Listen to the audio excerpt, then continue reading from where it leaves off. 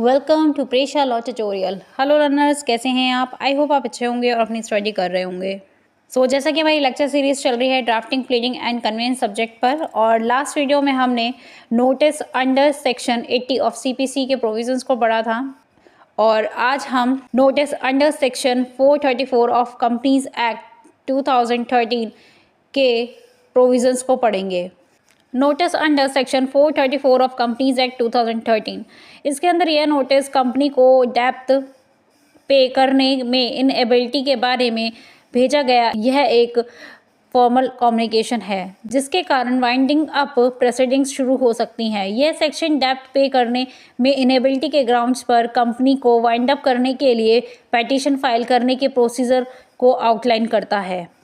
Then next आता है कि provision of section 434 of Companies act. तो इसमें हम बात करेंगे सर्कमस्टेंस फॉर वाइंडिंग अप। तो इसके अंदर किसी भी कंपनी को अपने डेप्थ का पेमेंट करने में अनेबल माना जा सकता है यदि यह नोटिस ऑफ डिमांड रिसीव करने के 3 वीक्स के अंदर ड्यू अमाउंट को पे करने में अनेबल होता है, या पेमेंट का सम के लिए एक डिक्री या ऑर्डर ऑब्टेन किया गया है और पेड नहीं किया गया। देन नेक्स्ट आता है notice requirement. Winding up petition file करने से पहले क्रेडिटर को कंपनी को एक नोटिस देना होगा जिसमें ड्यू अमाउंट की पेमेंट की डिमांड की जाएगी। देन नेक्स्ट आता है कंटेंट ऑफ नोटिस। तो इसके अंदर नोटिस में यह स्पेसिफाई होना चाहिए, जैसे amount owed, due date of payment, specified time, usually 21 days का होता है। इस स्पेसिफिक टाइम के अंडर पेमेंट के लिए रिक्वेस्ट की जाती है। नेक्स्ट आता है filing a winding up petition. इसके अंदर यदि कंपनी नोटिस पीरियड के अंदर अमाउंट को पे करने में फेल रहती है तो क्रेडिटर सेक्शन 433 के अंडर वाइंडिंग अप के लिए पेटिशन फाइल करा सकता है। देन नेक्स्ट आता है format of notice under section 434 of the Companies Act. Then इस तरीके से इसका सैम्पल फॉर्मेट आता है। First your name, address, city, state, zip code, email address, phone number, date. Then उसके बाद company name, registered office, address of a company, city, state, zip code. Then इसमें फिर सब्जेक्ट आएगा notice under section 434 of Companies Act 2013। Then उसके बाद director name and company secretary. Then उसके बाद अपना नेम, जिसका वो क्रेडिटर है उस कंपनी का नेम, और जहाँ पे उसका ऑफिस है उसका एड्रेस मेंशन किया जाएगा। और इसके अंदर आएगा कि मैं आपकी कंपनी द्वारा जो भी आउटस्टैंडिंग ड्यूज़ हैं उसकी और उसका अटेंशन लेने के लिए वो लिख रहा है। देन उसके बाद फर्स्ट पॉइंट में आएगा अमाउंट ड्यू। तो इसके अंदर एज टुडे मतलब आज तक जो भी टोटल अमाउंट है उसके रुपीज़ को स्पेसिफाई किया जाएगा, या फिर उसके अंदर वो डिस्क्राइब किया जाएगा जो भी नेचर ऑफ ट्रांजैक्शन या सर्विस प्रोवाइड की गई है। देन नेक्स्ट पॉइंट में आएगा कि डिमांड फॉर पेमेंट।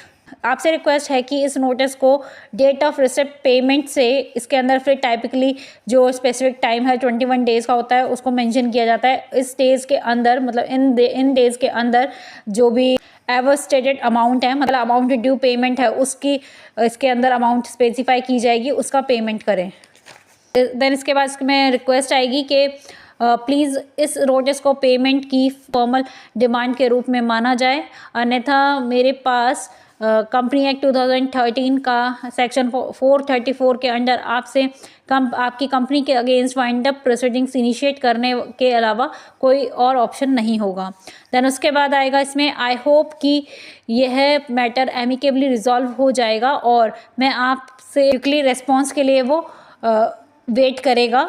देन उसके बाद आएगा thank you for your attention to this matter. Then उसके बाद योर सिंसियरली, योर सिग्नेचर, अगर हार्ड कॉपी सेंड कर रहे हो तो वो आएगा। देन उसके बाद printed name, your designation if applicable, अगर उसमें एप्लीकेबल है तो, और then company name if applicable है तो। देन इस तरीके से सैम्पल फॉर्मेट आएगा जो कि notice under section 434 of company act में होगा। देन नेक्स्ट आता है इसमें इम्पॉर्टेंट कंसिडरेशन। तो फर्स्ट हम बात करेंगे इसमें डिलीवरी ऑफ नोटिस। इसके अंदर ये इंश्योर करें कि नोटिस इस तरह से डिलीवर किया जाए कि रिसिप्ट का प्रूफ मिल सके, जैसे रजिस्टर्ड पोस्ट या एक्नॉलेजमेंट के साथ हैंड डिलीवरी। देन नेक्स्ट आएगा इसमें डॉक्यूमेंटेशन। इसके अंदर अपने रिकॉर्ड के लिए नोटिस की एक कॉपीज़ रखें, क्योंकि अगर वाइंडिंग अप प्रोसीडिंग्स इनिशिएट की जाती है तो इसकी ज़रूरत पड़ सकती है। देन नेक्स्ट आएगा फॉलो अप। इसके अंदर अगर स्पेसिफाइड टाइम के अंदर पेमेंट रिसीव नहीं होता है तो आप एप्रोप्रिएट कंपनी ट्रिब्यूनल के सामने वाइंडिंग अप पेटिशन फाइल कर सकते हैं।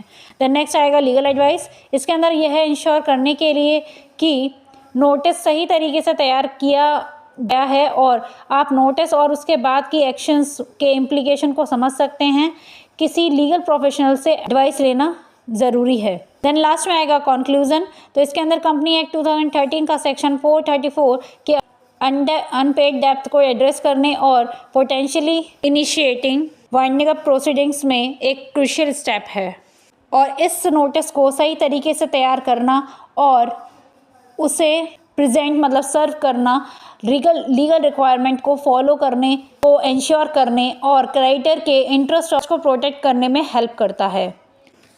देन नेक्स्ट इसमें आता है रिप्लाइंग टू अ नोटिस, मतलब इस जो नोटिस का इसका रिप्लाई इसके अंदर आता है। देन कंपनी एक्ट 2013 सेक्शन 434 के अंडर नोटिस का रिप्लाई देने के लिए केयरफुल एंड फॉर्मल अप्रोच ज़रूरी होता है, खासकर यदि आप पेमेंट की डिमांड को रेस्पॉन्ड मतलब उसका जवाब दे रहे हैं या नोटिस में उठाए गए जो भी इश्यूज़ हैं उनको एड्रेस कर रहे हो। और यहाँ पर ये टेम्पलेट दिया गया है जिसके अंदर जो रिप्लाई किस तरीके से देना है उसको ड्राफ्ट किया गया है। देन उसके बाद ये सैम्पल फॉर्मेट आता है जिसके अंदर name, your designation if applicable, your company name, क्योंकि वो रिप्लाई कर रहा है तो वो इसके अंदर कंपनी नेम आएगा, एड्रेस आएगा, city, state, zip code, email address, phone number, date, ये सब चीज़ें मेंशन की जाएंगी। Then to creditor name, creditor's address, city, state, zip code. तो उसके बाद आएगा सब्जेक्ट। तो जो 434 जो हमने अभी जो इसमें सैम्पल फॉर्मेट पढ़ा था जिसके अंदर नोटिस दिया गया था क्रेडिटर के द्वारा कंपनी को, तो इसमें उसका रिप्लाई दिया गया है। तो इसके अंदर मेंशन किया जाएगा reply to notice under section 434 of the company act 2013। Then उसके बाद क्रेडिटर नेम, तो इसके अंदर रिस्पॉन्स में आएगा कि मैं आपके डेट जो क्रेडिटर्स के नोटिस की डेट है वो डालेंगे। उसके नोटिस के रेस्पॉन्स में लिख रहा हूँ जिसमें कंपनी का नाम जिसके द्वारा आउटस्टैंडिंग ड्यू के बारे में कंसर्न किया गया है या मेंशन किया गया है, तो उसके बारे में ये रिप्लाई है। तो इसके तरह से इसमें कंटेंट आएगा।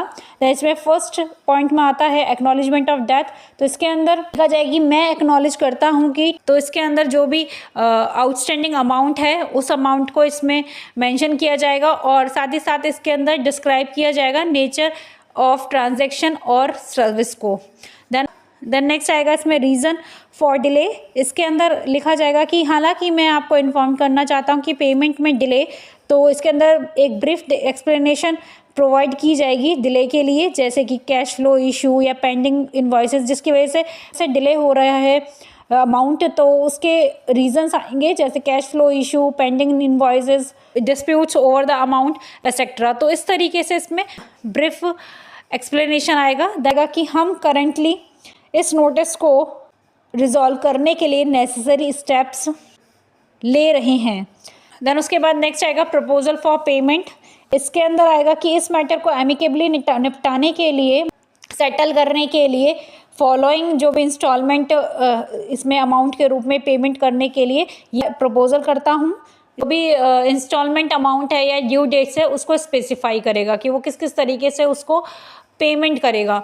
देन उसके बाद आएगा अल्टरनेटिवली, अगर फीजिएबल मतलब अगर संभव है तो इसके अंदर फिर स्पेसिफाइड डेट जो मेंशन की जाएगी तब तक पेमेंट कर सकता है, बशर्ते कि हम पेमेंट प्लान पर एग्री हो सकें जो हमारे अमाउंट, जो हमारे करंट फाइनेंशियल पोजीशन को एकोमोडेट करे।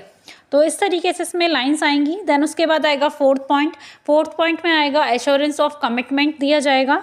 तो इसके अंदर आएगा कि मैं आपको इस मैटर को तुरंत सेटल करने के लिए अपनी कमिटमेंट एश्योर करता हूँ और होप करता हूँ मतलब आशा करता हूँ कि वाइंडिंग अप प्रोसीडिंग्स के साथ एनी फर्दर एस्केलेशन से बचा जा सके, जिसके अंदर वाइंडिंग ऑफ प्रोसीडिंग्स इंक्लूड है। तो देन नेक्स्ट आता है इसके अंदर आई अप्रिशिएट योर अंडरस्टैंडिंग, मतलब कि इस रिगार्ड आपकी अंडरस्टैंडिंग और कोऑपरेशन को अप्रिशिएट करता हूँ, और so please let me know कि क्या प्रपोज पेमेंट प्लान है या इस मैटर को रिजॉल्व करने के लिए हम कोई और डिस्कशन करनी है, तो इस तरीके से रिक्वेस्ट करेगा क्रेडिटर को।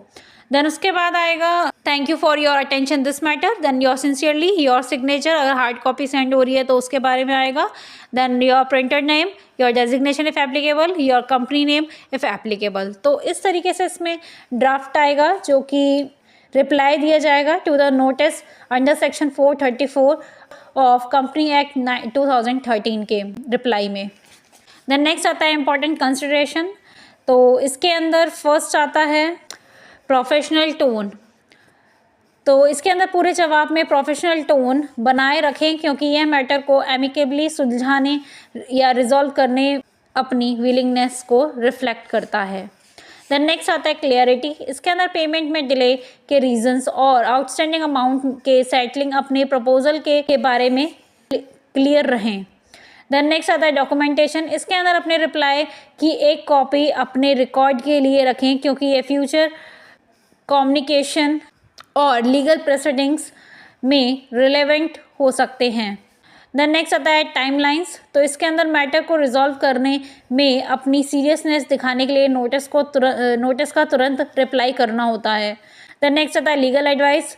इसके अंदर यदि ज़रूरी है तो मतलब नेसेसरी हो तो यह इंश्योर करने के लिए लीगल एडवाइस लें कि आपका रिस्पॉन्स अप्रोप्रिएट है और आप अपने राइट्स एंड ऑब्लिगेशन को समझते हैं। नोटिस का वेल क्राफ्टेड रिप्लाई क्रेडिटर की कंसर्न को दूर करना और आउटस्टैंडिंग डेब्ट का एमिकेबली रिजॉल्व करने के लिए आपके इंटरेस्ट को डेमोस्ट्रेट करता है, मतलब आपके जो भी इंटरेस्ट है उसको दिखाता है। इसके अंदर डिले के रीजंस को आउटलाइनिंग करके या उसको बताकर और रिपेमेंट के लिए एक क्लियर प्लान को प्रपोज करके आप इसमें एस्केलेशन ऑफ इशू मतलब इशू को बढ़ावा देने के लीगल प्रोसीडिंग्स में क्लियर प्लान का प्रपोज करके इसके अंदर जो एस्केलेशन ऑफ इशू है उसमें लीगल प्रोसीडिंग्स को बढ़ाने से रोकने में हेल्प करता है। देन आज हमारा टॉपिक यहीं कंप्लीट होता है। देन अब हम मिलते हैं अपने नेक्स्ट वीडियो में, जिसके अंदर हम जनरल पावर ऑफ अटॉर्नी के प्रोविजंस को पढ़ेंगे। सो तब तक के लिए thank you for watching my videos. For more videos, watch, study, like and subscribe my channel.